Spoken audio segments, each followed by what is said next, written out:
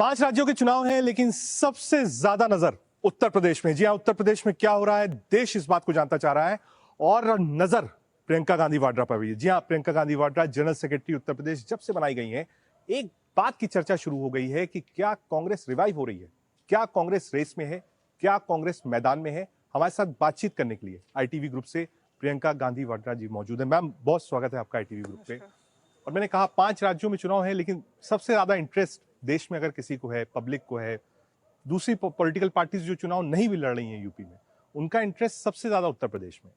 और जो सक्रियता है आपकी, चाहे वो लखीमपुर की हो, आप पहले भी 2-3 जगह गई, आगरा गई, महिलाओं की आपने बात करी, लोग आपको देख रहे हैं और समझना चाह रहे हैं कि क्या माना जाए कि यहीं से कांग्रेस का रिवाइवल है उत्तर प्रदेश में।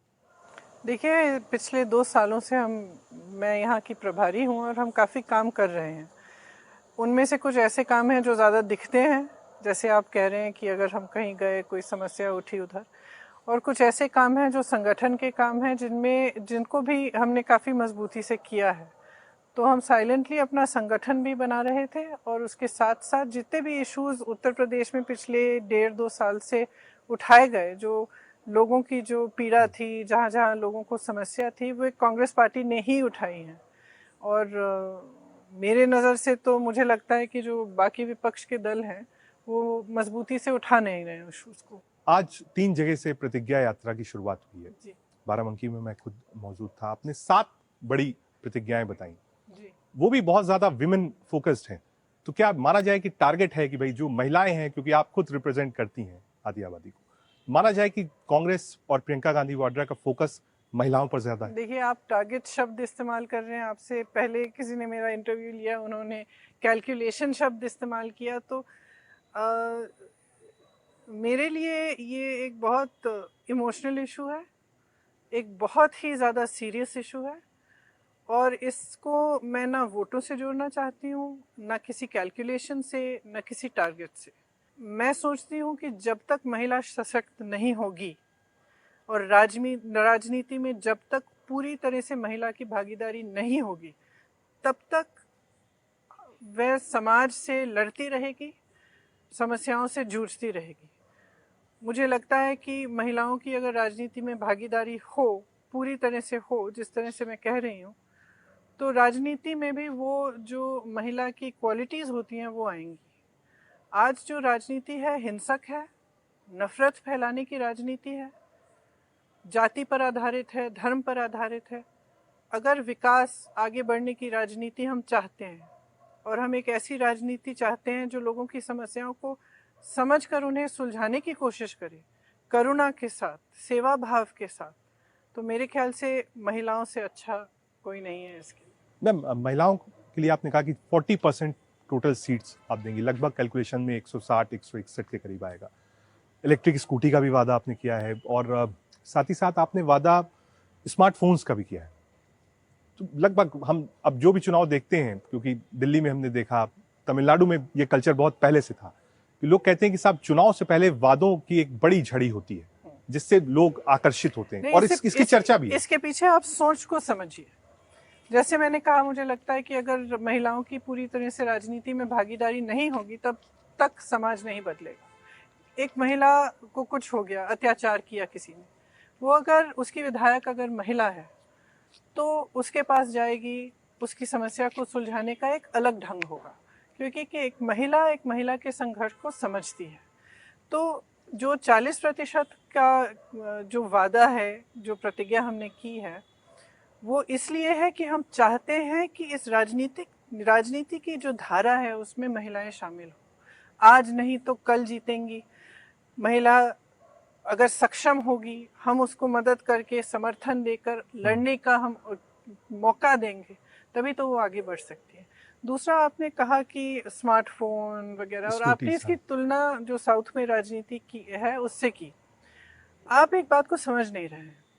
आज मैं कुछ उदाहरण के तौर पे मैं आपको बताती हूँ कि मैं कुछ छात्राओं से मिली लखनऊ में। जब मैं आगरा जा रही थी, हाँ, तो मेरी गाड़ी को रोका, स्कूल की छात्राओं से मिली और उनसे बातचीत में ये बात आई कि मोबाइल फोन सुरक्षा का एक माध्यम है आज। ठीक। तो सिर्फ एक दूसरे से बातचीत करने का माध्यम नहीं है, पढ़ाई का एक माध्यम है आज। जबकि ऑनलाइन जब स्टडीज हो रही हैं, कोरोना की वजह से, पढ़ाई का एक माध्यम है, जानकारी का एक माध्यम है। तो ये एक सशक्तिकरण का एक दायरा है, एक माध्यम है, ये एक तोहफा नहीं है। ये एक इस सोच से आ रहा है कि अगर हम महिला को, छात्राओं को स्मार्टफोन दें तो हम उनकी सुरक्षा के लिए भी मदद कर सकते हैं, उनकी पढ़ाई के लिए भी सहायता मिल सकती है। इसी तरह से ई स्कूटी क्या है, उसको सशक्त करने का माध्यम है। ट्रैवल कर सके वो अपने आप। हाँ, एक माध्यम है जिससे वो अपनी जिंदगी में कुछ आगे बढ़ सकती है, विकास खुद अपने लिए ला सकती है।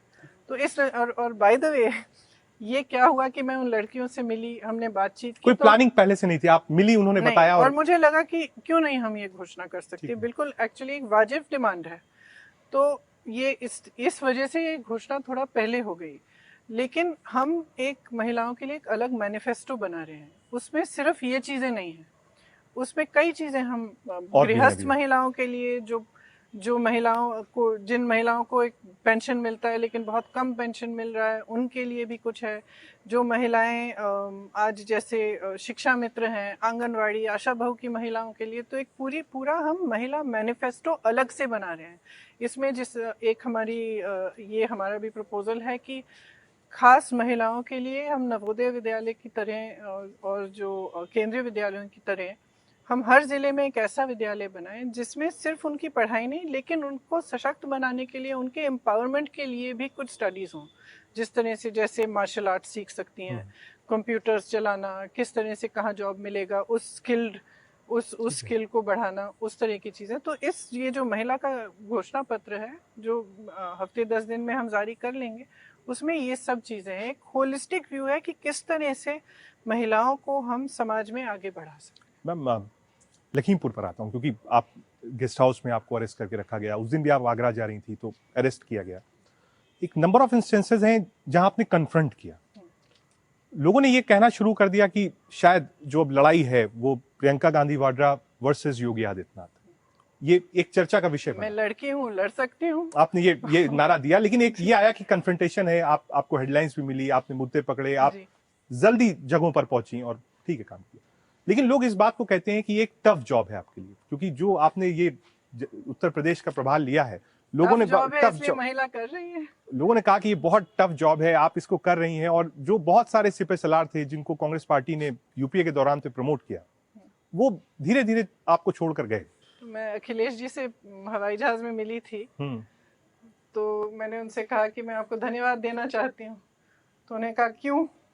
मैंने कहा कि क्योंकि मेरी पार्टी के सारे कायर आप ले गए हैं, आपके पास आ गए हैं। तो देखिए, इस लड़ाई के लिए हिम्मत चाहिए। अगर हिम्मत नहीं है तो नहीं लड़ सकते। आप पर हर तरह के वार आएंगे। जिस तरह से आज हमारे लोकतंत्र का नष्ट किया गया है, और जितनी भी एजेंसीज हैं, जितने भी सरकार का जो जितना भी पावर है, वो इसलिए इस्तेमाल किया जाता है कि अपने जो जितने भी विपक्षी दल हैं उनको दबाओ, उनको धमकाओ, उनको डराओ। अब हम डरने वाले तो हैं नहीं। तो जो लड़ाई में लड़ रही हूँ, इसके लिए हिम्मत चाहिए, हौसला चाहिए। जिसमें हिम्मत नहीं है वो जा रहा है, और मेरा नजरिया ये है कि जा रहा है तो जाने दीजिए, क्योंकि मेरे साथ तो इस लड़ाई में सिर्फ हिम्मत वालों के लिए जगह है। जो लोग गए वो गए, ठीक है मैम। वो जब फोटोग्राफ आई सामने तो कई केओस लगाया, हम लोगों ने भी कहा, क्योंकि बार बार ये बात हुई कि पहले एक बार अलायंस हो चुका है, हमने देखा राहुल जी का अलायंस अखिलेश जी के साथ, और लोग बार बार कह रहे थे कहीं ऐसा तो नहीं होगा बाद में कोई अलायंस हो जाए। बहुत संघर्ष से हमने अपनी पार्टी को यहाँ पे थोड़ी सी मजबूती दिलाई है। हमने गांव तक, आप जानते नहीं होंगे शायद, लेकिन आज उत्तर प्रदेश में न्याय पंचायत स्तर तक हमारी कमेटियां हैं, ग्राम पंचायत स्तर तक हमारे अध्यक्ष और कमेटियां बन रही हैं। तमाम कार्यकर्ताओं की ट्रेनिंग भी हो चुकी है। दिसंबर तक 2 लाख कार्यकर्ताओं की ट्रेनिंग हो जाएगी। 18,700 से अधिक कार्यकर्ताओं को जेल में डाला गया है। पिछले 1.5 साल में जेल गए हैं 3 दिन से 3 महीनों के लिए। तो हमने इतना काम किया है, हम अपने कार्यकर्ताओं को बिल्कुल लेट डाउन नहीं करेंगे, हम लड़ेंगे पूरी तरह से। मैम, क्योंकि अखिलेश भी थे, मैं एक बार इंटरव्यू कर रहा था, उन्होंने कहा कि ये बात लोग तय करें कि उनकी लड़ाई हमसे है या बीजेपी से। मेरी लड़ाई बदलाव के लिए है। मेरी लड़ाई उत्तर प्रदेश की जनता के लिए है। मेरी लड़ाई एक नए तरह की राजनीति के लिए है, जिसमें लोगों की जो समस्याएं हैं, विकास के मुद्दे हैं, वह सबसे अहम होने चाहिए। एक जवाबदेही होनी चाहिए जनता के प्रति। अगर किसान आंदोलन कर रहे हैं तो उनकी सुनवाई होनी चाहिए। उनको अगर कुचला जाता है तो कुछ जवाबदेही होनी चाहिए। मंत्रियों को बर्खास्त किया जाना चाहिए। अगर दलितों को उठाकर आप पुलिस स्टेशन में 3 दिन के लिए मारपीट कर सकते हैं तो उनकी सुनवाई होनी चाहिए। ये नहीं होने देना चाहिए। तो इस तरह की राजनीति जो आजकल चल रही है, मैं समझती हूँ कि ये सही नहीं है। ये राजनीति का मकसद नहीं है कि सत्ता अपने हाथ में लो और फिर लोगों को कुचल दो। ये मकसद नहीं है राजनीति का। इस देश में राजनीति का आधार महात्मा गांधी ने रखा था, सेवा का आधार था। राजनीति का मतलब है सेवा, जनता की सेवा, अपनी सेवा नहीं कि जनता से सब ले लो और फिर अपनी सेवा करो और जनता को कुचल दो। तो इस बदलाव को लाने के लिए मैं संघर्ष कर रही हूँ। मेरी लड़ाई इस तरह की राजनीति से। ठीक है मैम, मेरा आखिरी सवाल, क्योंकि आप वक्त भी कम है। पहला पार्ट सवाल का मैम ये कि जब लोकसभा चुनाव थे तो इस बात की चर्चा थी कि आप बनारस से लड़ सकती हैं। अभी भी लोग कहते हैं कि रायबरेली की सीट है, अमेठी की सीट है, तो आप चुनाव लड़ेंगी कि नहीं? और दूसरा, आप इतने समय से हैं, लीडर्स से मिली, आप गांव में गई, शहरों में गई, रोड शोज किया, मंदिर में गई, सब जगह गई आप पार्टी को अब कहां देखती हैं इस चुनाव में? जैसे अखिलेश ने कहा मेरा 400 टारगेट है, बीजेपी हमेशा एक टारगेट बताती है कि हम इतनी सीट जीत जाएंगे। आपका टारगेट क्या है? कांग्रेस पार्टी कितनी सीट? मैं ज्योतिषी नहीं हूं कि मैं बोलूं कि कितने सीट जीतूंगी। और जैसे मैंने कहा, मेरे लिए राजनीति कैलकुलेशन नहीं है कि मैं इतने सीट जीतूंगी, उतने सीट मेरी पार्टी जीतेगी, ये नहीं है। मैं संघर्ष कर रही हूँ, लड़ रही हूँ। आप खुद कह रहे हैं कि अखिलेश जी, मायावती जी दिख नहीं रहे क्योंकि लड़ नहीं रहे हैं। मेरे मन में ये, अगर हमारी पार्टी को जीतना है तो लड़ना पड़ेगा। किसी भी पार्टी को अगर जीतना है तो लड़ना पड़ेगा। बगैर लड़े कोई जीत नहीं सकता। किसी भी जंग में अगर आप बैठे रहेंगे, कोने में खड़े हो जाएंगे तो आप जीतेंगे नहीं। मेरा काम लड़ना है, लड़ रही हूँ। आप चुनाव लड़ेंगी मैम? ये भी ये आगे आगे देखिए क्या होता है। बहुत शुक्रिया। अभी इस पे हमने निर्णय नहीं लिया। ठीक है, ओपन है मतलब अभी मैम, ये देखते हैं। बहुत शुक्रिया हमसे बातचीत करने के लिए प्रियंका गांधी वाड्रा जी। और बेबाकी से उन्होंने बताया कि वो ग्राउंड पर हैं, लड़ रही हैं, मुद्दों के साथ लड़ रही हैं। और बड़ी बात उन्होंने ये बोली कि जो लोग पार्टी छोड़ के गए हैं वो शायद इस काबिल नहीं थे और डरते थे। जो बात राहुल गांधी ने कही थी कि जो डरते हैं वही छोड़कर जाते हैं। Rakesh Tandon, India news, Lucknow.